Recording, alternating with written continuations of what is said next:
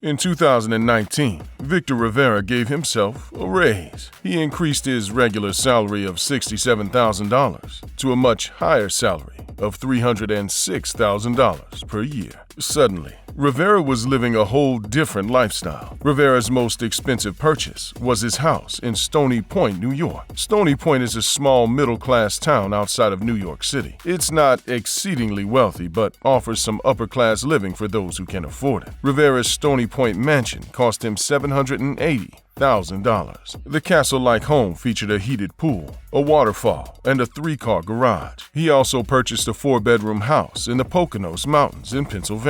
The region is famous for its rolling green mountains and hills. Average Northeasterners vacation there. Wealthy Northeasterners own mountain homes. Robert E. Kittner, former president of ABC and NBC, owns a house in the Poconos. So does former NFL running back James Mongrove and the inventor of the heart-shaped bathtub, Morris Wilkins. When he needed a break from running the Bronx Network, Rivera and Lynette drove his Mercedes E-Class up to their house in Poconos. If they didn't feel like driving far, they'd go to Stony Point. The Mercedes, which usually retails at $60,000, was paid for by Rivera's shelters. They classified the expense as a company vehicle. Technically, Rivera was using company money to buy all the items mentioned earlier. He also bought his wife a $2,100 Celine Phantom handbag for her birthday. Lynette was so proud of her gift that she posted about it on Facebook. These purchases were so blatant that everyone could tell the Riveras had money. It was out there for everyone to see, and many people, including a few counselors, knew about Rivera's bizarre spending habits. Nevertheless, Rivera thought he could get away with his lavish spending because of his consultancy businesses. The New York Times published a detailed piece on Victor Rivera in February of 2021. The piece sent shockwaves through New York City as its residents read the horrifying truth about the supposed do-gooder, Victor Rivera. The Times accused Rivera of taking funds from Bronx Network and spending them on personal luxuries. However, their primary accusation, backed up by witness testimonies, was that Rivera had mistreated several of his homeless female tenants. In less than a week, Rivera's life accomplishments came unraveled. He stepped down from Bronx Network, knowing he'd be going to court to face his crimes. However, he wouldn't be legally punished for the mistreatment allegations. The allegations may have destroyed Rivera's reputation, but the financial crimes put him in cuffs. Victor Rivera founded the Bronx Parent Housing Network in 2000. The network focused on housing homeless people suffering on the streets, paving the humble beginning of Rivera's empire. In 2013, the homeless population in New York skyrocketed. Then Mayor Bill de Blasio had to solve a seemingly impossible crisis. He immediately pledged to revitalize the shelter system, which he indeed followed through with. In 2017, de Blasio announced that the city would aim to build 90 shelters in the coming years. This was good news for Rivera. He quickly applied for de Blasio's shelter revitalization project, hoping he'd be accepted. The Bronx Network was accepted and received excessive public funding, so much so that Rivera's place in New York society changed overnight. Rivera and his wife Lynette, who was also involved in the homeless shelter business, rubbed shoulders with some of the most important bureaucrats. They met these bureaucrats at local charity functions. Rivera and his wife dined with city councilmen and other officials. He even hosted a campaign fundraiser for New York City Councilman Richie Torres, who would later earn a seat in Congress. Rivera had come a long way from a homeless addict wandering the South Bronx. On the surface, he was happily married. He owned a thriving and fulfilling business, and as a bonus, he knew a congressman. It was more than he could have ever imagined, but it wasn't meant to last. Victor Rivera was once the esteemed and proud person who ran 70 homeless shelters and soup kitchens in New York City. Now,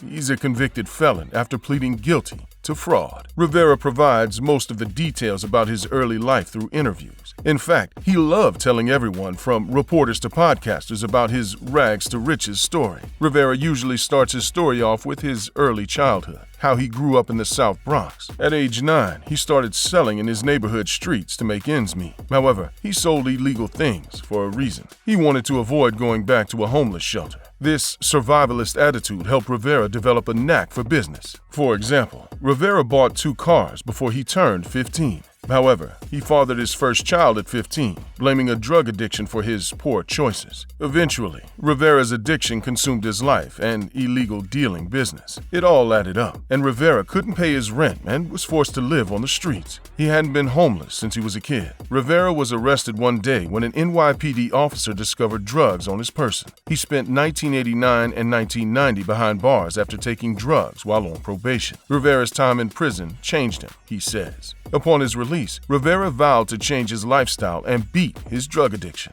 He started working with a low-income housing project in New York for drug addicts. The recovering addict found purpose and drive while working with people struggling with the same things he was. By 2000, Rivera had cleaned himself up, but instead of joining the workforce, Rivera wanted to honor the people who helped him. He did so by starting his own shelter. Bronx Network got off to a rocky start. Rivera struggled to find any public or private funding for most of the 2000s. However, Rivera's fortunes drastically changed in 2012. The year Bill de Blasio was elected mayor of New York. Victor Rivera, according to his tax filings, made $67,000 in 2012. And Bronx Network only brought in $1.1 million in funding revenue. But then, things quickly changed in 2013. Rivera was arrested in March of 2021 by a squad of NYPD officers in New York. The Times wrote a few more articles on Rivera, following his every moment. They kept their eyes on him between his arrest, imprisonment, and courtroom appearances. The media had a field day with Rivera. He was one of the most prominent shelter owners in New York. His downfall wasn't only just a juicy story, but a huge blow to New York City.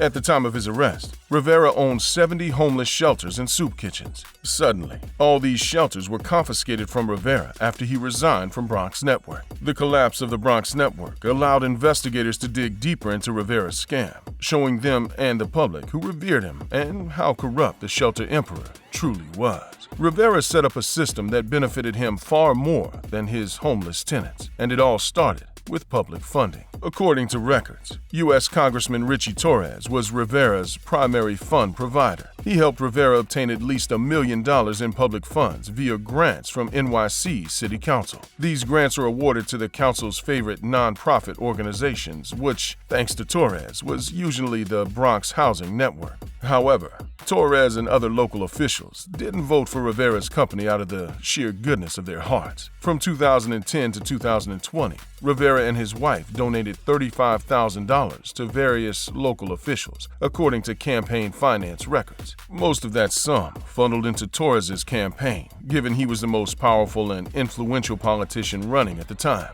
Torres released a public statement after the Times piece. He completely ignored the allegations that Rivera had bribed him for public funds. Instead, the newly elected congressman relied on city agencies to vet shelter providers. He never mentioned Rivera, nor did he bring up the Bronx Network. On the other hand, the numbers don't ignore the fact that Torres disproportionately funded the Bronx Network. Rivera's housing company received $274 million in public funding from 2000 to 2020. However, Rivera pocketed most of the money during the 2010s. Rivera owned a consulting business among other entities. However, these entities were only legit on paper. In reality, Rivera was using his consultancy company to clean his dirty public funding money. Financial records show that Rivera paid his consultancy company for services using public funds. The Bronx Network was making some big bucks in its heyday. They brought in $80 million a year from public contractors. So Rivera was able to send big chunks of money to himself without compromising the Bronx Network. The consultancy, however,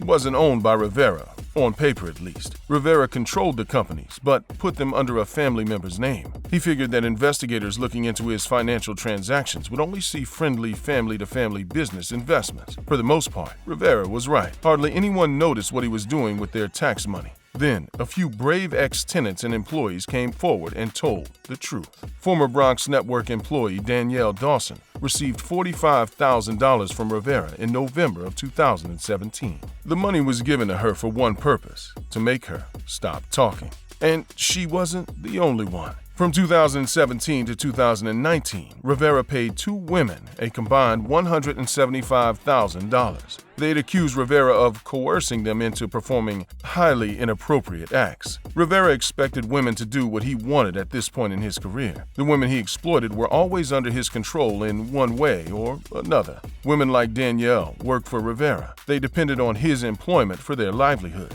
His other accusers suffered from an even more imbalanced power dichotomy. In 2016, Erica Schuyler was lucky enough to obtain a room at Rivera's apartment complex. Rivera lived there, but also used the complex as a homeless shelter. Erica recalls being grateful to finally get off the streets of New York. It was winter, and living outside was especially difficult and dangerous. In December 2016, Rivera asked to inspect her room. He claimed that someone said there was a leaky ceiling in Erica's bedroom, but in reality, there wasn't a leak. Erica says Rivera turned off the lights in her bedroom and took advantage of her. Initially, Erica didn't know what to do. She says Rivera threatened to evict her if she didn't do what he said. Erica obeyed him for the time being. She still needed a place to stay after all. However, Erica says she couldn't allow Rivera to get away with mistreating her or any future women who stay at his shelters. After leaving the shelter, Erica reported Rivera to the Times. All in all, 10 women, including Erica, came forward to testify against Rivera. Women like Danielle Dawson allowed the Times access to their horrific stories. Their stories helped bring attention to Rivera, and all this attention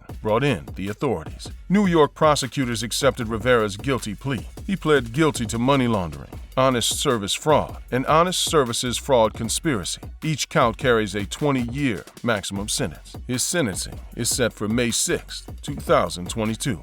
Click to watch one of these next videos, and let us know in the comments section where you would rather live for the next 5 years, New York City or Los Angeles.